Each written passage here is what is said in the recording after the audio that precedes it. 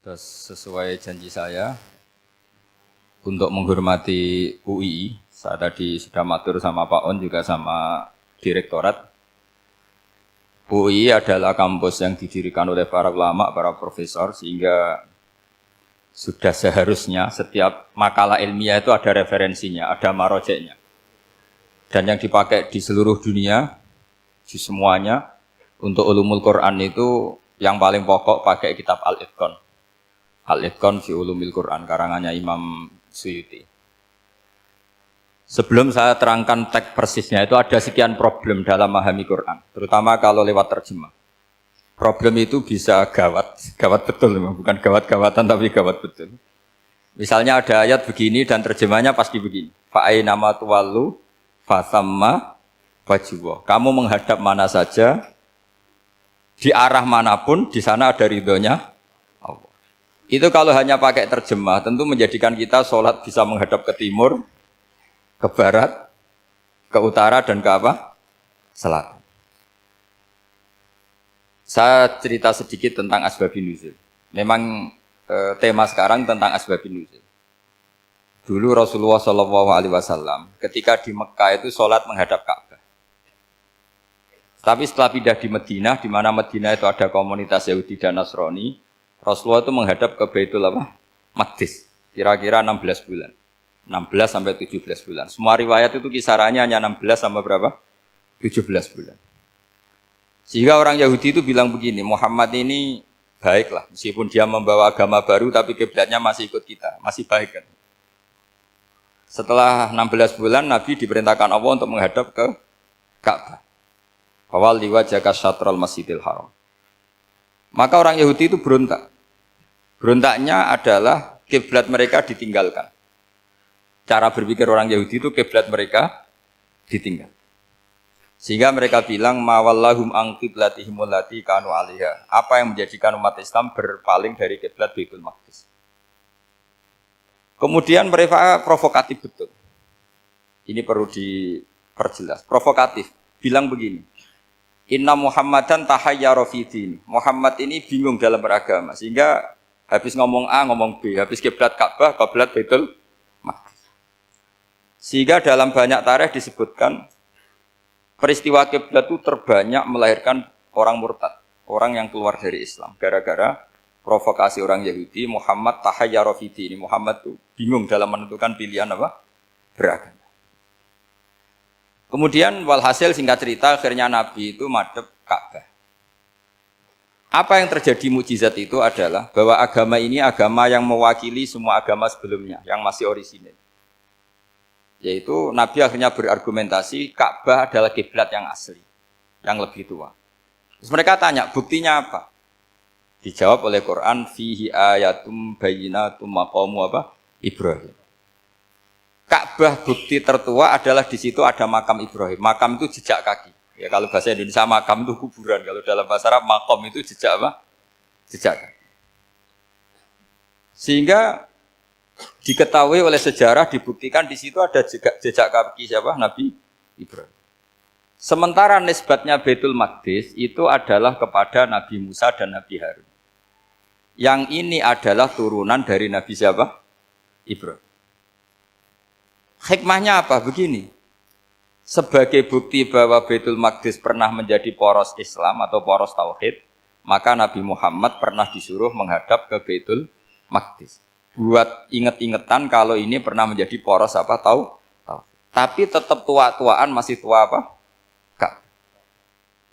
Nah, kenapa tua Ka'bah tadi? Karena Ibrahim adalah Abul Anbiya, bapak dari para. Dan di situ ada jejak kakinya. Fihi ayatum bayyinatum maqam. Bukti itu belum cukup. Dibuktikan lagi bahwa Ismail kecil itu hidupnya di Ka'bah. Kita tahu sa'i bainas Safa wal Marwah adalah karena Siti Hajar sedang mencari apa? Air. Jadi ada bukti sekian, bukti empirik bahwa Ibrahim itu kiblatnya itu Ka'bah, bukan Baitul. Sehingga ada kata-kata fihi ayatum bayyinatum maqamu Ibrahim. Nah, tanpa ngerti asbabun nuzul, kamu akan mengartikan fa'aina ma tuwallu fasamma wajhuhu itu salah. Karena di situ kamu menghadap mana saja, maka di situ ada ridhonya Maka para ulama memberi catatan, maksudnya begini, kamu menghadap kemana saja, asal itu yang diperintahkan Allah, maka di situ ada ridhonya. Harus seperti itu maknanya, disesuaikan dengan konteks asbabin nuzul. Tanpa seperti itu tidak bisa. Dan masih banyak lagi kepentingan tentang asbabin nuzul.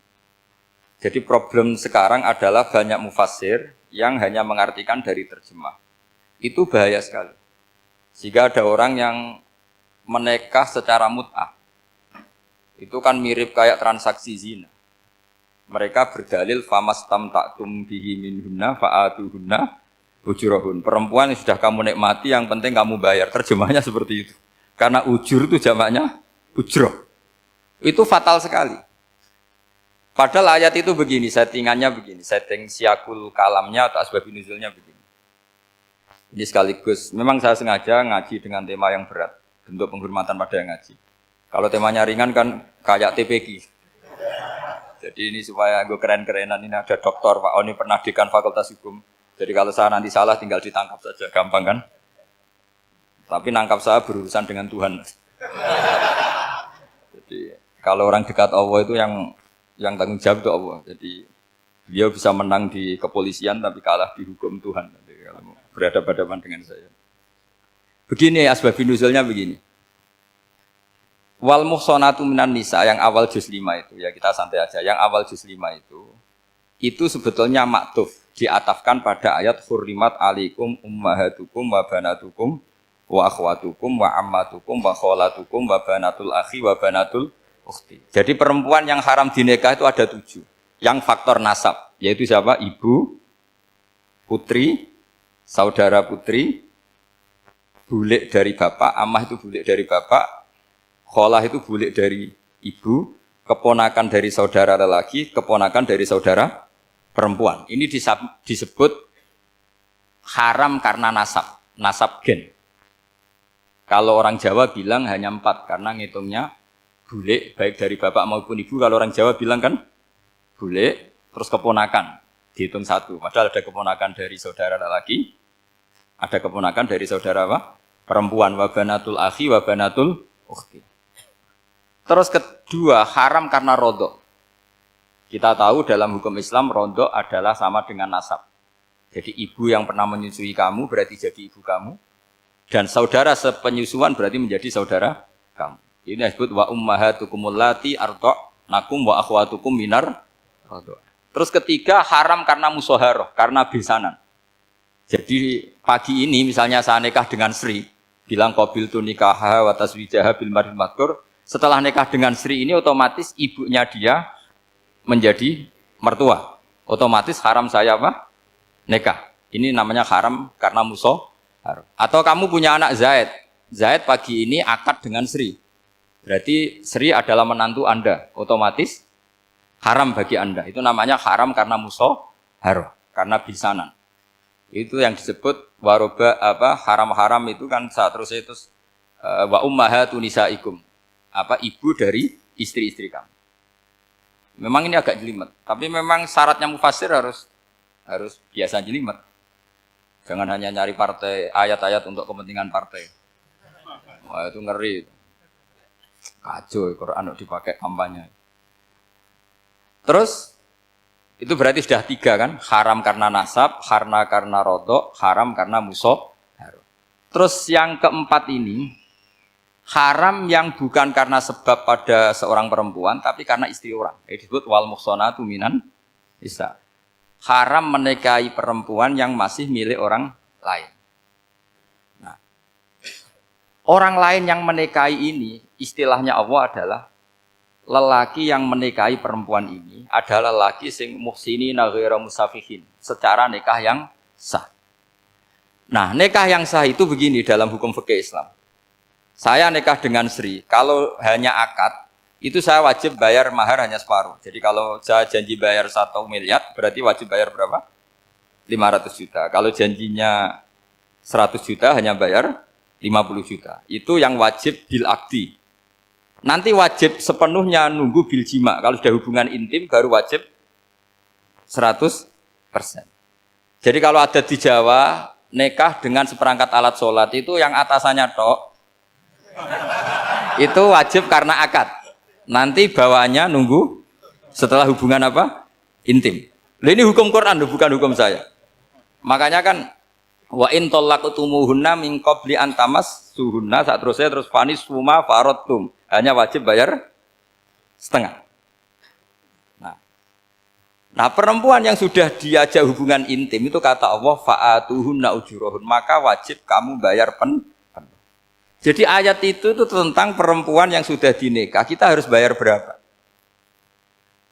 Harus bayar penuh. Ini penting saya utarakan. Nah, problem kita sebagai orang Indonesia ini juga problem Pak On, problem semua kiai. Mahar di Indonesia itu nggak bisa dibahas di Quran karena keterlaluan, kecilnya itu keterlaluan. Saya ini kan kiai, sering ngakatkan tuh sampai bosen, seperangkat alat sholat. Itu ngawur sekali, ini mbak-mbak harus gak mau gitu. Saya provokasi minimal itu ya berapa? 100 juta berapa? Pantasnya berapa? Pantasnya berapa? 10 gram itu berapa nilainya? Kan 1 gram 500 ribu, baru 5. Ya sudah mendingan itu, 10 gram. Quran itu bayangannya gini, sambil latihan, yang hafal-hafal biar latihan. Jangan dapat beasiswa karena hafal tapi nggak jelas luntrungannya.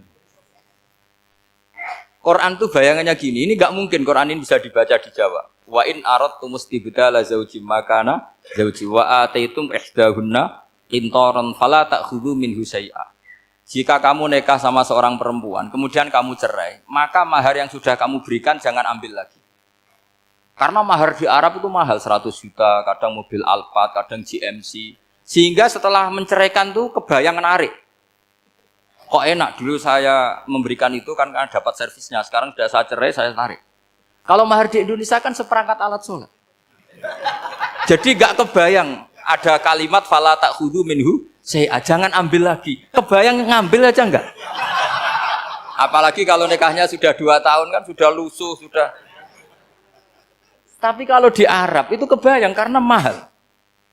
Makanya orang Arab suka nikah orang Indonesia karena murah. Jadi bahasa kintoron itu harta yang enggak ternilai. Wa ataitum ihdahunna kintoron. Yang enggak ternilai, mahal betul.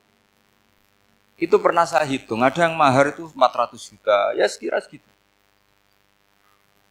Nah, makanya setelah dicerai Allah memperingatkan setelah kamu kasihkan ya jangan minta lagi.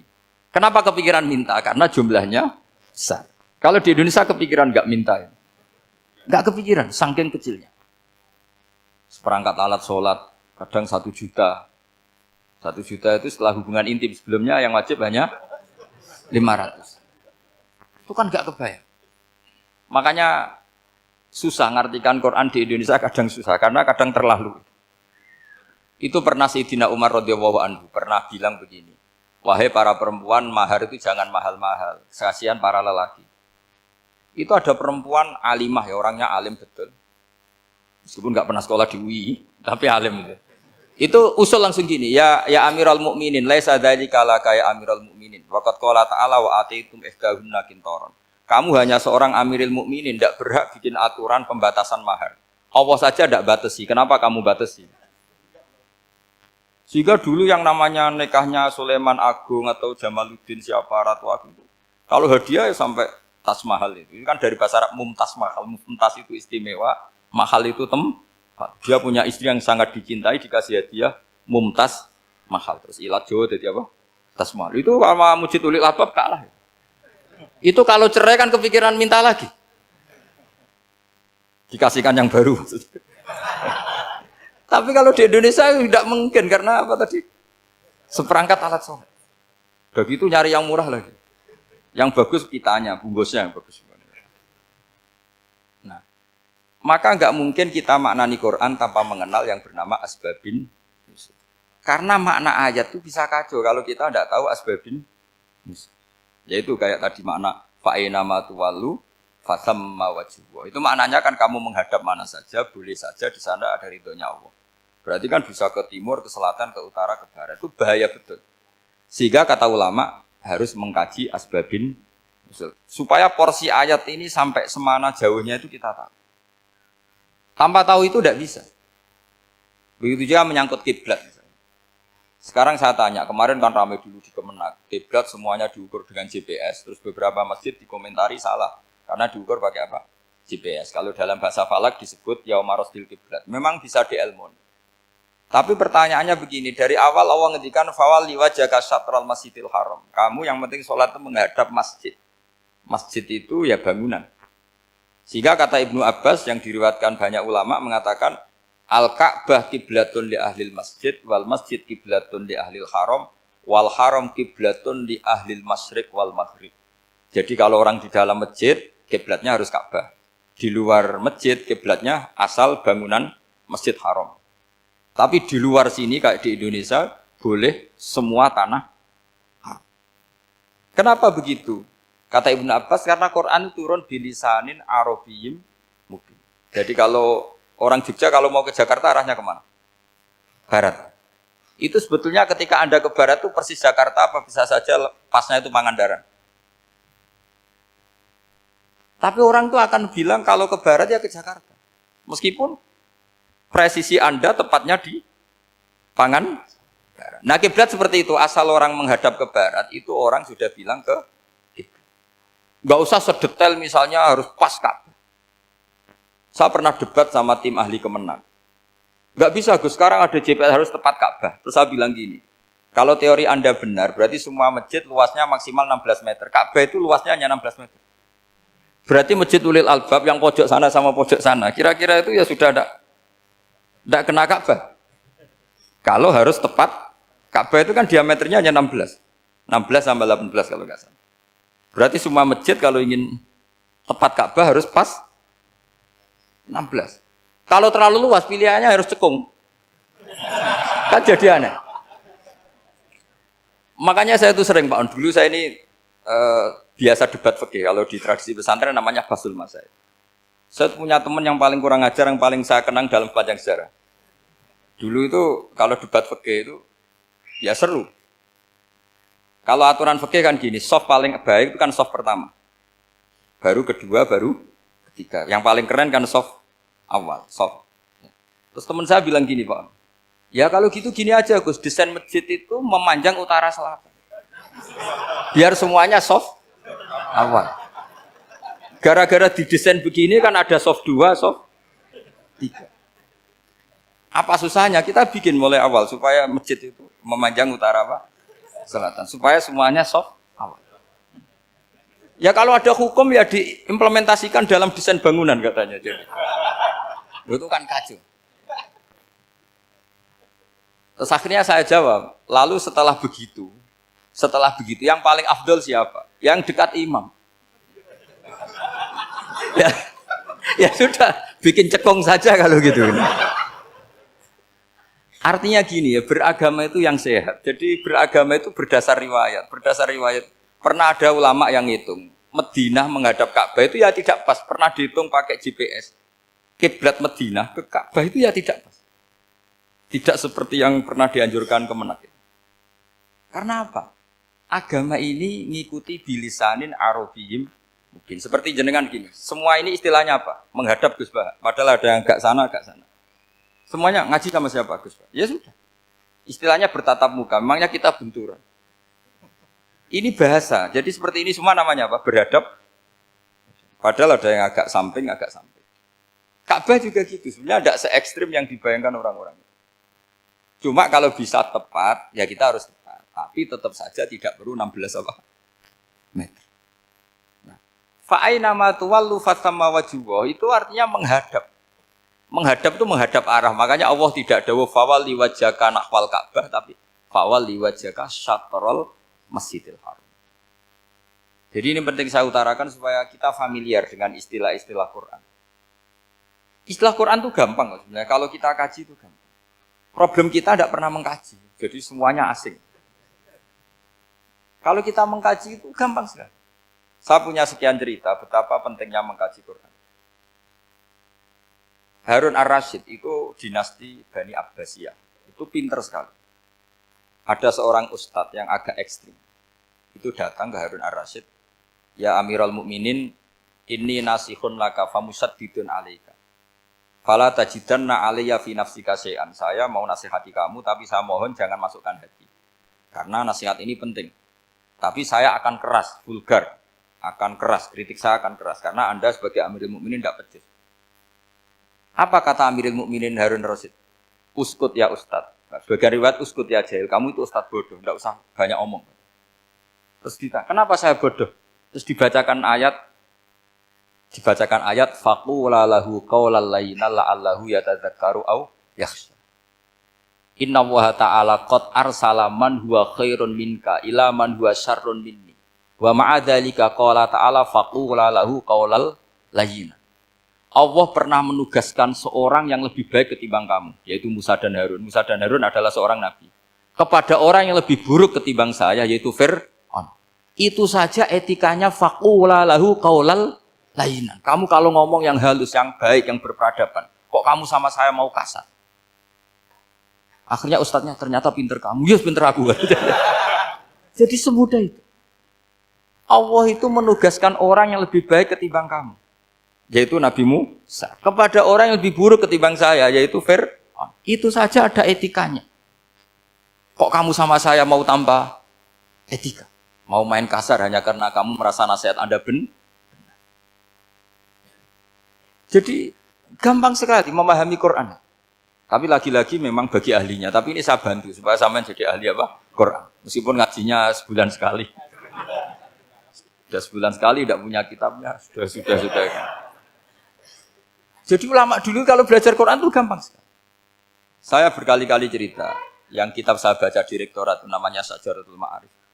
Itu kalau cerita bikin judul itu enak sekali. Babuna fil ibad bikullil bilad. Bab seseorang di mana saja hidupnya harus bermanfaat.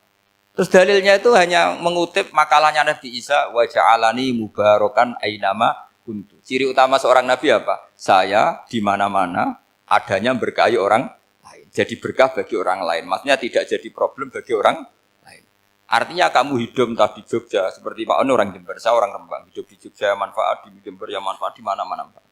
Saya pernah di Korea seminggu ya manfaat. Saudara kita TKI yang di Korea ya manfaat, di sana bikin masjid, bikin apa. Karena ngendikane Allah menceritakan Nabi Isa siapa? Wa ja'alani mubarakan ainama kuntu. Saya adalah orang yang di mana-mana berkah. Artinya manusia eksistensinya harus seperti itu, hidup di mana saja berkah. Gampang sekali memahami. Pernah Imam Syafi'i ditanya, kalau kamu nggak kehilangan air atau nggak ada air di satu daerah, cari-cari dulu sampai nggak ketemu. Setelah nggak ketemu air, baru kamu boleh tayamum. Imam Syafi'i ditanya, apa dalilnya harus mencari dulu? Kalau nggak ada air ya langsung tayamum saja. Kenapa harus nyari-nyari dulu? Jawabnya Imam Syafi'i itu gampang sekali. Qala ta'ala falam tajidu ma'an. Kemudian kamu tidak menemukan air. Di mana-mana tidak menemukan setelah mencari. Kalau belum mencari namanya tidak tahu. Kan ayatnya kan falam tajidu ma'an. Kemudian kamu tidak menemukan air. Tidak menemukan tuh nyari dulu apa langsung ambil sikap?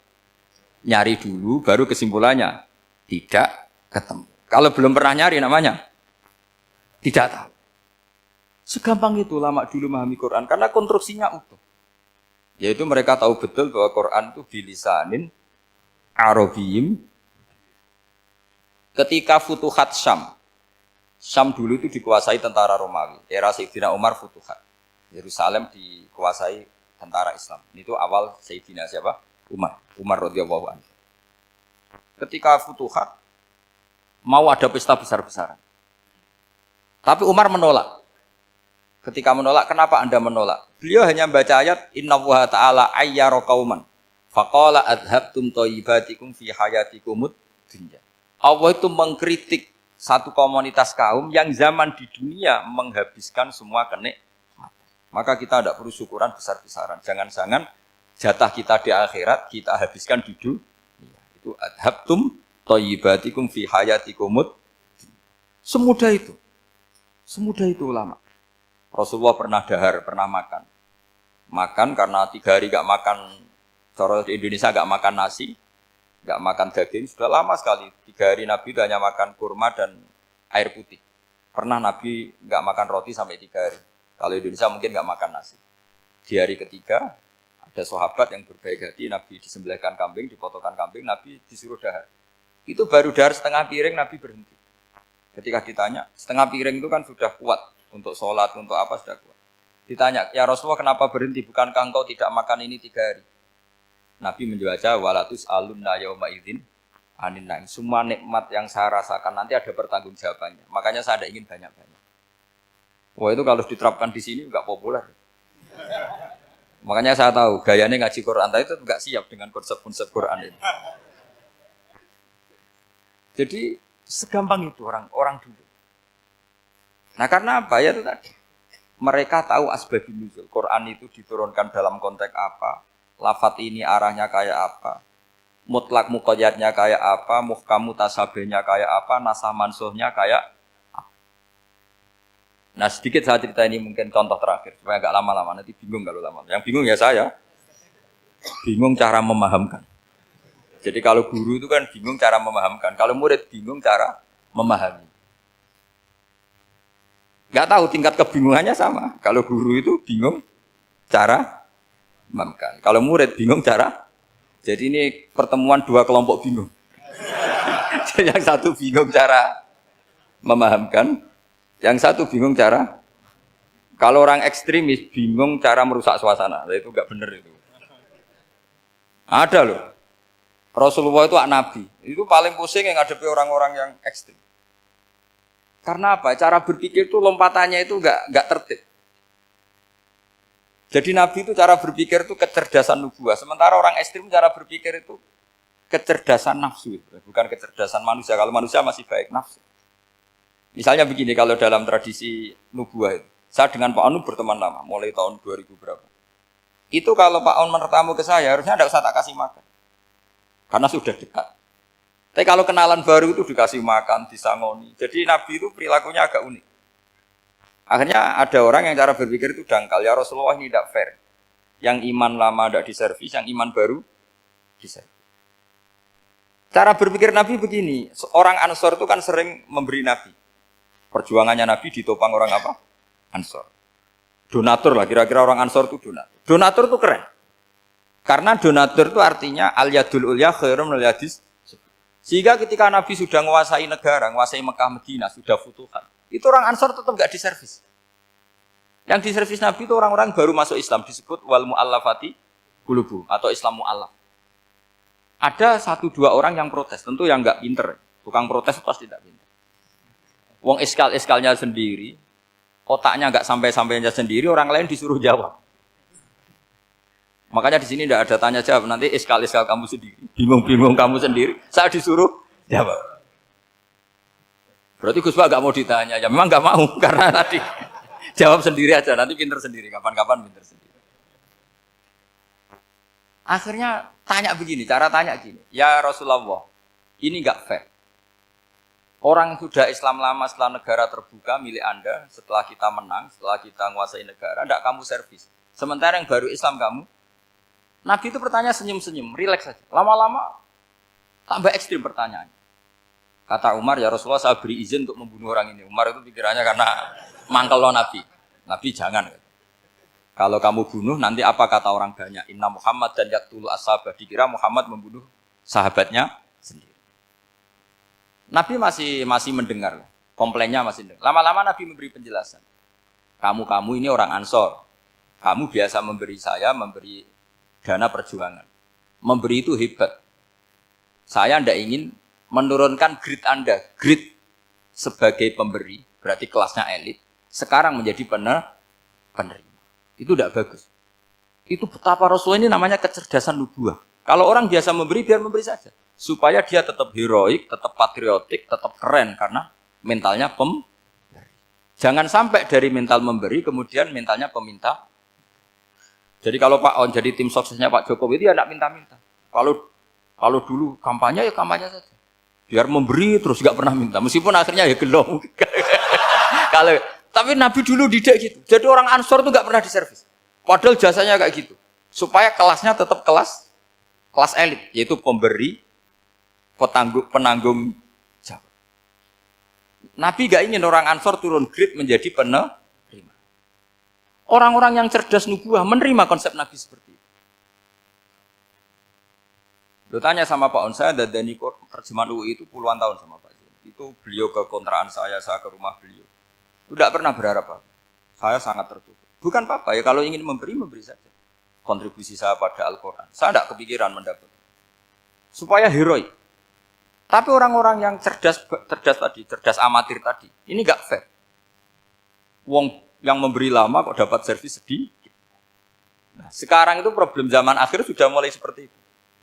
Nah, orang ini namanya Dzul Khuwaisirah. Ini yang nanti punya anak turun Khawarid. Khawarid itu orang yang ibadahnya hebat, tapi cara berpikir tentang nubuah salah.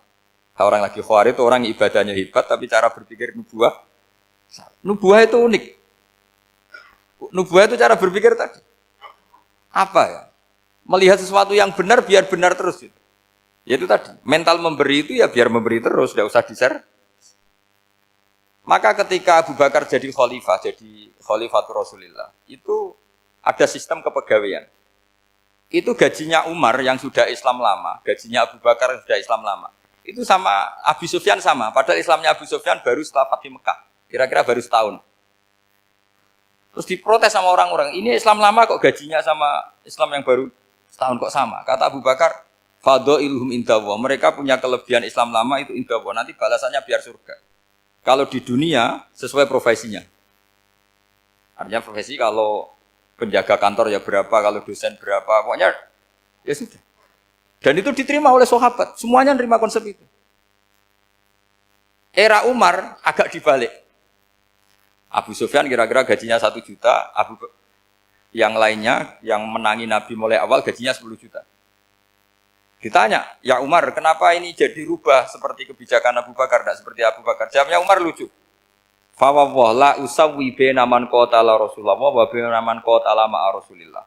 Demi Allah saya tidak akan pernah menyamakan orang yang dulu merangi Rasulullah yaitu Abu Sufyan dengan orang sing selawase dari Rasulullah yaitu Sayyidina Ali dan sebagainya. Ini penting. Artinya ketika gajinya orang saya seperti Ali radhiyallahu anhu itu tinggi itu bukan karena lamanya Islam, tapi karena lamanya iman. Jadi mulai dulu ijtihad itu ada dan dulu dia biasa saja. Karena tadi ada kecerdasan nubuah. Saya ulang lagi, ada kecerdasan apa? Sekarang itu kecerdasan tomak atau kecerdasan nafsu. Itu kalau sampai ngaji kitab tasawuf, itu bab bakhil itu tidak ada. Menurut kitab tasawuf, medit itu tidak ada, kikir itu tidak ada. Yang ada itu tomak. Tomak itu berharap dikasih orang lain. Sampai pernah enggak bilang kalau artis-artis di Jakarta kikir? Tidak pernah kan? Karena kamu tidak pernah ingin diberi. Tapi kalau kamu punya pacar karena kenal tidak pernah ditraktir, oh pacar saya kikir. Karena kamu ingin diberi. Pernah enggak kamu hukumi orang lain kikir yang enggak kenal? Padahal tidak pernah memberi kamu. Apa kak? Karena kamu tidak pernah ini. Coba sekarang kamu saya tanya, ini latihan cerdas. Definisi kikir itu apa coba? Enggak pernah memberi kamu kan? Artis-artis Jakarta, tokoh-tokoh nasional pernah enggak memberi kamu? Enggak kan? Tapi enggak pernah kamu vonis kikir. Karena kamu enggak pernah tomak. Tapi pacar kamu, kok amin ditraktir terus? Atau istri kamu, atau mertua kamu, kok enggak ngasih warisan, kamu bilang kikir enggak? Sebabnya kikir betul apa karena kamu tomak, berharap? Tomak. Maka di kitab tasawuf itu enggak ada bab kikir, yang ada bab tomak. Karena asal usul menvonis orang kikir itu karena tamak. Maka jangan banyak kenal orang, nanti banyak hukum kamu. Sombong juga gitu, di tasawuf itu enggak ada bab sombong. Karena orang hukumi orang lain sombong itu karena kamu ingin dihormati. Ada orang enggak kenal, terus lewat saja enggak tanya kamu bilang sombong enggak? Enggak kan? Tapi kalau kenal, oh sombong betul, kenal enggak tanya kan gitu. Jadi tasawuf itu sisi unik dari khazanah Islam. Makanya di tasawuf itu enggak ada kritik terhadap kikir. Ya tentu kikir itu buruk, pasti ya kikir itu buruk. Tapi enggak perlu dikritik. Jangan-jangan yang salah kamu. Wong kenal Pak On di PPAI terus ingin jadi sekretarisnya. Terus ingin kenal Pak Jokowi ingin jadi menterinya. Nanti kenal rektor ingin jadi pegawainya. Ketika enggak diturutin bilang Pak Rektor kikir. Tapi orang lain ya Kak pernah berharap. Mungkin enggak menvonis Pak Rektor atau Pak On ini kikir. Enggak kan? Berarti vonis kikir itu status orang itu apa enggak kesampaian niat kamu? Memang agak jelimet ilmu tasawuf itu. Tapi itu unik. Itu bagian dari khazanah apa? Islam. Makanya Rasulullah itu sering isti'adah minta perlindungan wa min toma'in fi ghairi matma'in. Ya Allah, saya tidak ingin berkeinginan yang tidak layak. Karena semua dunia ini dimulai dari keinginan. Coba kamu protes negara itu karena apa? Ingin makmur, sejahtera tanpa kerja sehingga nyalakan menteri keuangan, menteri ini itu. Makanya kalau guyonannya ulama tasawuf begini, tak beri bocoran. Guyonannya orang tasawuf. Begini guyonannya. Anta lam tajid min nafsika kullama turid. Fa kaifa turidu min ghairika kullama turid. Kamu yang punya keinginan saja tidak bisa memenuhi apa yang kamu inginkan. Kenapa keinginan itu kamu timpakan ke orang lain untuk memenuhi kamu? Wong kamu yang punya keinginan saja tidak bisa mewujudkan. Kenapa keinginan Anda kamu timpakan, bebankan orang lain untuk memenuhi keinginan Anda? Misalnya kamu, Gus saya ini goblok, tolong pinterkan. Wong kamu yang ini saja tidak bisa. Kok menyuruh saya? Jadi kalau tiap tasawuf itu unik. Seperti kamu mencintai istri tulen, itu ingin kan dicintai istri tulen. Kamu sendiri kan nggak bisa cinta tulen, masih pelengahan sana sini. Kamu pacaran, ingin pacar kamu setia. Ternyata kamu bikin sekian alternatif. Kalau putus ini punya ini, putus ini. Tapi kamu ingin ini setia, kan nggak fair. Makanya guyonnya orang tasawuf itu, anta lam tajid min nafsika kullama turid, fa kaifa turidu min ghairika kullama turid. Gampang tuh apalane, pokoknya ratrit gitu aja gampang. Jadi kamu yang punya keinginan saja tidak bisa memenuhi. Kok orang lain disuruh memenuhi. Sehingga orang tasawuf itu malu betul. Misalnya saya kok ingin Pak On takdim sama saya itu kurang penggawean. Kalau saya ingin ditakdimi saya menakdimi diri saya sendiri. Makanya berbahagialah orang yang ngilu terus saya ganteng sendiri ya Allah. Saya kaya sendiri. Menunggu orang lain bilang kamu kaya itu repot. Menunggu orang lain bilang kamu hebat itu, ya sudah bilang aja, ya Allah saya hebat, ya Allah saya ganteng, ya Allah saya cantik. Daripada menunggu orang lain bilang apa? Cantik. Jadi ilmu tasawuf itu unik. Jadi kalau fikih itu yang dikritik itu kikir. Kalau tasawuf enggak toma. Karena orang yang kamu vonis kikir itu jangan-jangan tidak kikir, tapi mementingkan yang lebih penting. Misalnya ada teman yang tidak pernah naktir kamu, ternyata punya ibu sakit, uangnya dianggarkan untuk ibunya yang sakit, atau anaknya sekolah, atau keluarganya masih butuh dia, ya, sehingga sama teman dia kikir. Hakikatnya kikir apa mementingkan yang penting? Tapi kamu karena gak pernah ditraktir menvonis kikir. Nah, ini pelajaran. Jadi makanya yang dianteni ilmu tasawuf itu tamak tadi kalau dalam bahasa Indonesia, bukan kikir. Karena vonis kikir itu akan disematkan orang yang tidak kesampaian hajatnya. Pokoknya bapak saya itu, keluarga kiai itu ajarannya itu, yang penting jangan berharap dari orang lain. Ini Pak On saksinya, saya dulu benahin terjemah itu nggak pernah ingin diperlakukan seperti ini. Ya ngaji aja. Karena pikirannya keluarga kiai itu sederhana. Kalau ngamal ya ngamal saja. Ngamal itu heroik. Makanya buyut-buyut kita semua ini kan pahlawan semua. Membela negara Indonesia jadi merdeka. Ya nggak pernah kebayang jadi presiden, menteri. Tapi sekarang nggak, ngamal sedikit saja harus jadi menteri. Jadi ini bahaya kalau dalam kelangsungan bernegara. Karena orang biasa transaksional. Awal negara ini dibangun berdasar heroik, bukan berdasar apa? Transaksional. Tapi sekarang orang akan membiasakan itu. Apa-apa itu transaksional. Ini tidak bagus untuk kelangsungan bernegara. Apalagi kelangsungan beragama. Sehingga seperti saya ini masih punya desa-desa binaan di Sragen, di pedalaman Papua sekalipun. Saya punya santri banyak di Papua. Itu kalau cerita itu unik-unik. Itu mau Jumatan, itu enggak ada orang 40. Sudah datang setengah 12. Itu datangnya 3 jam. Di situ mau ketemu santri 3. Semua, karena ya akhirnya mereka tanya gini, Pak. Pertanyaannya itu lucu. Gus, boleh enggak Jumatan orang 3? Secara fikih Syafi'i kan harus orang 4. Kemudian mereka tak bilang, buat sholat duhur saja. Mereka enggak mau. Wong Jumat-Jumat kok duhur. Harinya kan Jumat, masa sholatnya? Sehingga kita yang jadi kiai akhirnya nyari fikul madzhabil arba. Nyari fikih madzhab 4. Ternyata Imam Malik membolehkan orang 6. Ada yang bilang 12. Yang penting keceluk jamun. Jamun itu kelompok. Kalau 3 kan belum keceluk apa? Belum disebut apa? Kelompok. Ini penting saya utarakan supaya kita berjuang itu bukan karena CV seperti ini kayak di Ulil Albab, masjidnya keren, kampus swasta tertua, terus termasuk nomor 1, 2 di Indonesia. Oke, kita syukur dengan kebesaran UI. Tapi yang namanya dakwah itu menjadikan orang tidak tahu menjadi tahu, termasuk kepada desa-desa tertinggi. Sama. Yang namanya menteri itu pembantu presiden untuk memenuhi kebutuhan rakyat banyak. Sekarang misalnya menteri pertaniannya itu hebat, cerdas, tapi petani nggak mau nandur padi, mau apa itu? Coba yang membantu ketahanan pangan itu para petani mau nanam padi apa karena menteri pertanian? Karena petani mau nanam. Ya sudah GR saja, kita pembantu presiden semua. karena ikut menyumbangkan ketahanan pangan. Tapi kamu kan nggak digaji, kita keren ngamal tanpa harap gaji. Ini ini penting supaya Anda itu nggak hati kecil gitu, ikut menyumbang negara tanpa ingin dapat gaji. Keren nggak? Nah itu nubuah. Apa? Nubuah. Orang Ansor itu seperti itu. Sehingga ketika Rasulullah wafat dan ada kompetisi kepemimpinan, itu orang Ansor gak ikut.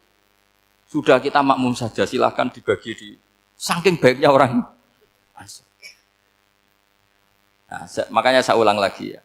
Kecerdasan nubuah ini yang gak difahami orang Khawarij. Orang Khawarij cara berpikir yang kerja banyak harus dapat banyak. Sementara kecerdasan nubuah enggak. Yang biasa memberi terus memberi saja biar derajatnya tetap al-yadul ulya.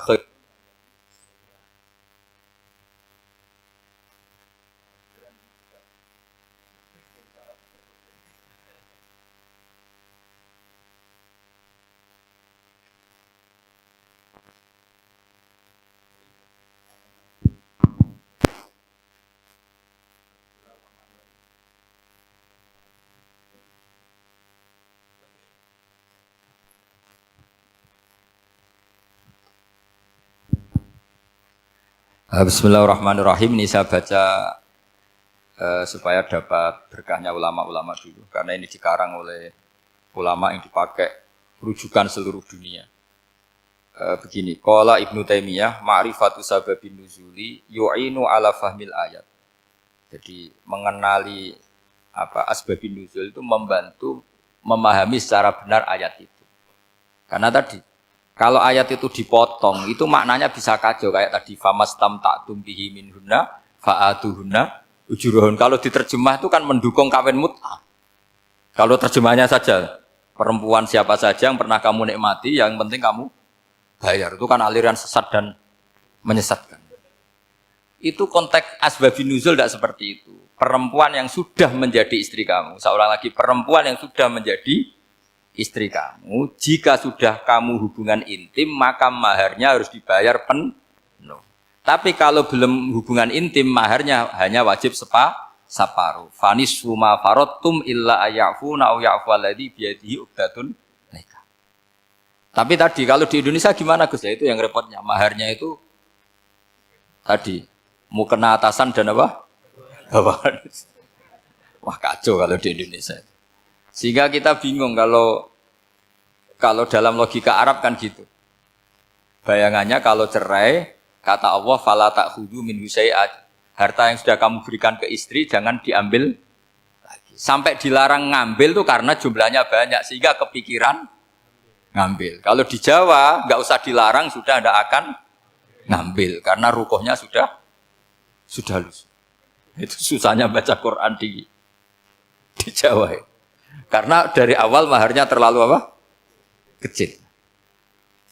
Terus beliau Imam Suyuti termasuk di sini menyontohkan yang pasti salah kalau difahami yaitu tadi ayat apa itu fa'inama tuwallu fastammanwa wajib.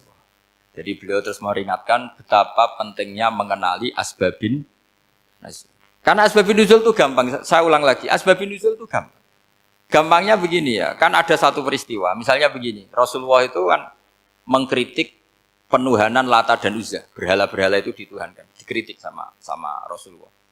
Kemudian mereka begini, karena mereka biasa personifikasi Tuhan, Muhammad, kalau Tuhan itu tidak Lata Uzza, dan itu terbuat dari batu, lalu Tuhan Anda itu dari apa? Amin fiddotin audhabin, lalu Tuhan Anda ini dari emas apa dari perak? Karena mereka nggak bisa membayangkan Tuhan tanpa dipersonifikasi. Terus Allah menurunkan qul huwallahu ahad, Allahus somad, lam yalid wa lam yulad wa lam yakul lahu kufuwan ahad.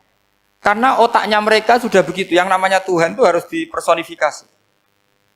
Makanya saya kemarin di Korea seminggu, cerita yang paling unik gini Pak On, ada bos Islam, ada bosnya TKI yang baik. Mereka mengizinkan pekerjanya sholat. Bareng sholat tuh diingeti ke atas ke bawah, kok nggak ada arcanya. Sehingga setelah sholat dibilang, apa saya berikan berhala sekalipun? Karena nggak kebayang ada orang sholat kok tanpa berhala, tanpa Tuhan. Yang kamu sembah itu mana? Kok nggak ada? Apa tak belikan? Jadi unik. Nah teman saya yang satu unik lagi, dia termasuk pegawai Garuda yang derekno saya ke Korea itu orang pegawai Garuda. Dia karena orang kaya biasa ke Eropa kemana-mana itu. Singkat cerita dia sholat di mall karena nganggep Korea itu sudah negara maju kayak Eropa. Setelah sholat di mall pas asar itu, security-nya nelpon polisi. Pak polisi di sini ada ritual teroris. Jadi kalau menamakan sholat itu ritual teroris. Jadi artinya apa? Ritual-ritual yang kita lakukan itu macam-macam cara pandang. Orang ateis itu kan Cina kan Korea itu kan ya Cina lah, Korea, Jepang, RRC itu kan sipit Cina. Itu ya yang namanya ibadah sembahyang harus ada patungnya atau ada arcanya atau ada benda-benda. Orang Islam kan nggak ada sama sekali. Makanya mereka itu kok bisa? Problemnya kita, saya ulang lagi, ini problemnya. Problemnya kalau ada itu ya repot. Begini misalnya, ini masih tentang asbabun nuzul. Ini contoh terakhir, tentang masih asbabun nuzul. Umar radhiyallahu anhu, sahabat Umar itu kalau mencium Hajar Aswad itu sambil gedumel. Tidak berdoa, tapi gedumel. Masyhur. Itu ada di Bukhari. Alim tu annaka hajarun la tadur wa la tanfa. Walau la anni ra'aitu Rasulullah qabbalaka ma qabbaltuka. Saya tahu loh. Nyium Hajar Aswad dicium, tapi sambil gedumel. Saya tahu loh, kamu hanya batu, enggak mandoroti, enggak manfaati. Kamu jangan GR, saya cium itu jangan GR. Kalau saja saya tidak melihat Rasulullah mencium kamu, maka saya ada sudi nyium kamu. Dah gitu aja. Terus itu tiap nyium Hajar itu tidak doa. Kalau kamu kan enggak minta kaya, minta macam-macam. Kalau Umar malah gitu. Nah, kenapa demikian? Itu ada asbabun nuzulnya. Umar itu saksi sejarah. Ketika Rasulullah Fathi Mekah, Nabi kan tawaf terus mencium Hajar. Itu di belakang masih banyak orang kafir. Kebetulan Umar masih di sana. Sudah Islam Umar, tapi dia di belakang. Dengar orang-orang kafir, Muhammad itu tua aneh. Katanya melarang nyembah batu. Ternyata dia nyembah batu. Jadi Nabi nyium Hajar Aswad itu dikira nyembah. Katanya ngelarang nyembah batu, tapi dia kok nyembah batu. Karena Nabi mencium Hajar Aswad. Nah karena untuk menghilangkan stigmasi itu, Umar tiap nyium Hajar Aswad ngomong gitu. Kan ada sound system, mungkin jadi sound system. Supaya jelas bahwa penciuman ini bukan karena menyembah. Artinya mudah sekali kenapa Umar ngomong gitu. Karena asbabun nuzulnya seperti itu. Coba kalau kamu tidak tahu asbabun nuzul, Umar maksudnya gimana? Gak doa, gak apa kok malah ngomong gitu kan. Tapi kalau kamu tahu asbabun nuzul Umar itu yang mendengar komentar orang sama ketika kita tawaf itu kan 3 pertama kan kita lari-lari kecil. Itu ceritanya juga gitu. Rasulullah itu hidup di Medina, terus diterkenalkan miskin. Medina itu kota wabak, kota penyakit, endemik. Dulu Medina, Yasrib itu kota endemik.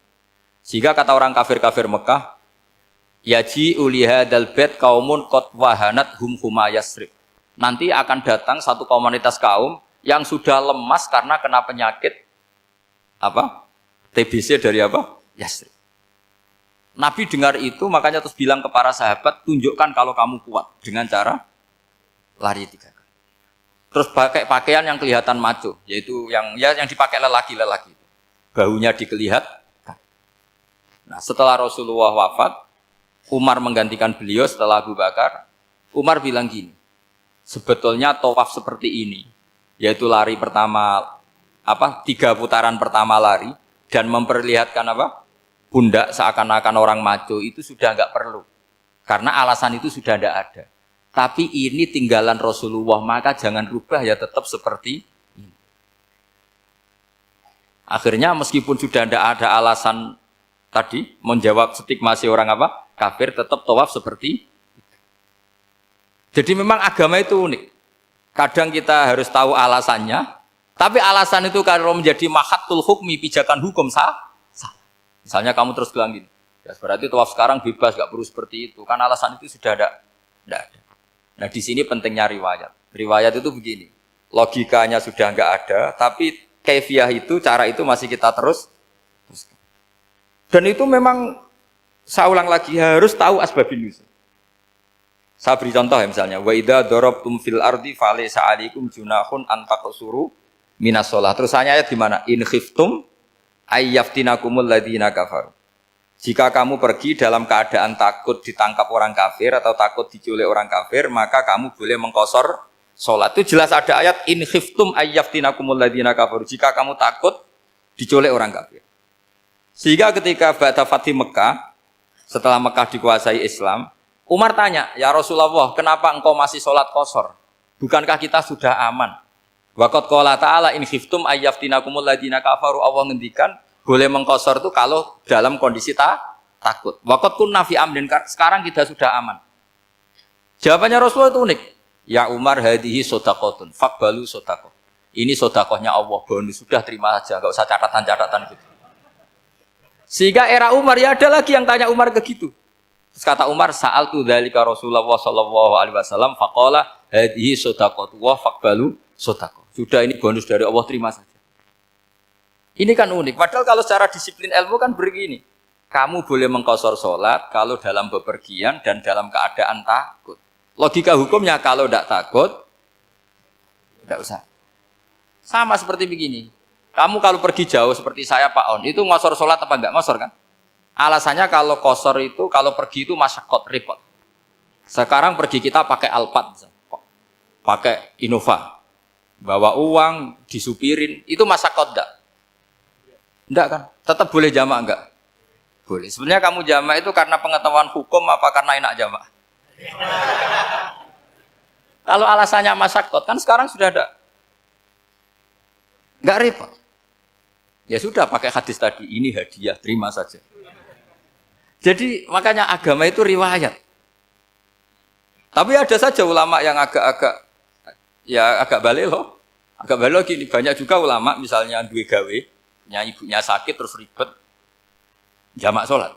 Kenapa? Ribet ngurmat ibu. Makanya ada saja kiai yang duwe gawe mantu itu terus jamak sholat, tapi jangan ikuti. Tapi ada saja karena alasannya jamak itu karena apa? Repot. Ya ada saja, tapi ya jangan ditiru. Cuma saya ini cerita apa ya, analisis hukum itu memang agak-agak unik. Jadi tadi kadang Nabi itu ditanya, ya Rasulullah, kita dulu boleh jamak qashar ini kan karena in khiftum ayyaftinakumul ladzina kafaru, takut diancam orang kafir. Sekarang aman, kenapa tetap jamak? Jawabannya Nabi, ini hadiah, terima saja. Ya ada sahabat yang bantah, kenapa Nabi? Allah itu zat yang baik, kalau sudah ngaji bonus nggak pernah ditarik lagi. Makanya Nabi kalau berdoa itu unik. Ya, siapa yang disiksa di dunia karena dosanya, fawwahu akramu min ayyus sanniya uqubatahu fil akhir. Kalau ada orang salah kok di dunia sudah dikasih sanksi, Allah itu lebih mulia untuk mengulang nanti di akhirat. Akram itu Allah terlalu mulia, maksudnya orang kepikiran, wis males ya selesai, tidak akan di. Kalau sampean kan enggak, masih ingin lagi. Jadi itu cara berpikir apa? Nubuah. Jadi berpikir nubuah itu beda. Ada orang pas sujud diinjek sama orang fasik. Diinjek, kemudian si yang sujud tadi, wallahu la yaghfiru wallahu laka, demi Allah tidak akan ngampuni kamu. Itu langsung Allah memberi wahyu sama Nabi di zaman itu. Bilangin yang sedang sujud itu, dia harus minta maaf sama saya, kata Allah. Mangdzalladzi yata'alla ala fulan. Dia bersumpah bahwa Allah tidak akan memaafkan orang itu. Itu harus diralat. Nabinya iskal, kenapa ya Allah? Yang Tuhan itu saya ini punya sifat dua, bisa menyiksa dan bisa memaafkan. Kenapa dia milih sifat saya satu tidak memaafkan? Akhirnya apa? Orang yang nginjek tadi sama Allah dikasih tobat dan jadi orang soleh. Jadi itu makanya kamu nggak boleh jadi orang ekstrim nyifati Allahnya satu. Nggak boleh, Allah tetap bisa yaghfiru liman yasha wa yu'adzibu may yasha. Sifatnya Allah dua ya tetap dua, nggak boleh kamu pilih satu. Misalnya kamu kan biasanya gini, yang ghafur untuk kamu, yang sadidul uqab untuk orang lain. Mesti kelakuannya sampean kan begitu. Nggak boleh seperti itu. Rasulullah kayak apa bencinya sama Wahsy? Karena Wahsy itu qatilul Hamzah. Yang membunuh Sayyid Hamzah siapa? Itu bencinya bukan main Rasulullah. Sampai maksud-maksud Wahsy. Tapi sama Allah malah diturunkan ayat laisa laka minal amri syai'un aw yatuba alaihim aw yu'adzib. Muhammad, meskipun kamu kekasih saya itu tidak wilayah kamu, memaafkan atau enggak, terserah saya, kata Allah. Ternyata betul, malah Wahsy dikasih tobat. Nah sekarang enggak, orang itu nyifati Allah sama orang lain syadidul iqab, kalau sama dirinya enggak boleh seperti itu. Allah ya sifatnya tetap dua. Jadi boleh kamu misalnya berdoa, ya Allah mbak yang cantik itu semoga dapat jadi istri saya. Mbaknya juga boleh berdoa, ya Allah naudzubillah min dzalik. Jadi ini adu kekuatan, nanti terserah nanti Allah pihak yang mana. Kayaknya pihak yang perempuan mungkin. Karena kasihan kan kalau cantik dapat orang apa? Jelek. Saya tuh andaikan boleh fatwa fikih, yang saya haramkan tuh orang jelek dapat orang jelek. Karena kasihan anak-anaknya, tahu jelek banget. Jadi itu kan kasihan itu. Jadi dalam Islam itu seperti itu. Jadi apapun benci kita sama musuh kita, Allah bisa saja memperlakukan musuh kita secara baik. Karena Allah itu yaghfir. Tetap kita harus sifati Allah yaghfiru liman yasha wa yu'adzibu. Jangan karena kita benci seseorang seakan-akan Allah sama dia pasti yu'adzib. Pasti menyik. Itu yang dicontohkan Allah kepada Rasulnya, itu beliau tidak cocok sama Wahsy, malah Wahsy dikasih petunjuk. Makanya terus ada ayat apa? Laisa laka minal amri syai'un aw yatuba alaihim aw yu'adzibah. Muhammad, tidak wilayah kamu, saya menentukan mengadab atau mengampuni.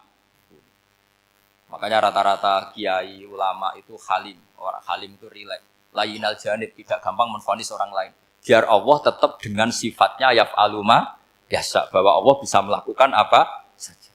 Soal kamu benci sama seorang, benci saja atas nama kamu. Jangan nyatut-nyatut Allah. Misalnya kamu cinta seseorang, wah ini yang calon presiden ini harus jadi presiden. Ternyata Allah menghendaki jadi menteri, mau apa? Ya Allah ya falu maya, mau apa coba? Yang kiai atau Pak On, DPAI, patutnya kan menteri agama itu Pak On. Tapi kalau Pak yang takdir gitu mau apa? Ya sudah, Allah ya falu. Santai aja. Itu rileksnya ahlul ilmi, ya sudah santai saja. Ini negaranya Allah, ini kerajaan Allah, ini buminya Allah, ya Allah biarin ya fahlu. Mas, jadi Tuhan Allah kamu yang repot. Kira-kira jadi Tuhan itu Allah kamu yang repot. Ya Allah biar tetap ya fahlu. Mayasa Allah boleh yaghfir liman yasha wa ya'tibu mayasa. Saya kira demikian. Assalamualaikum warahmatullahi wabarakatuh.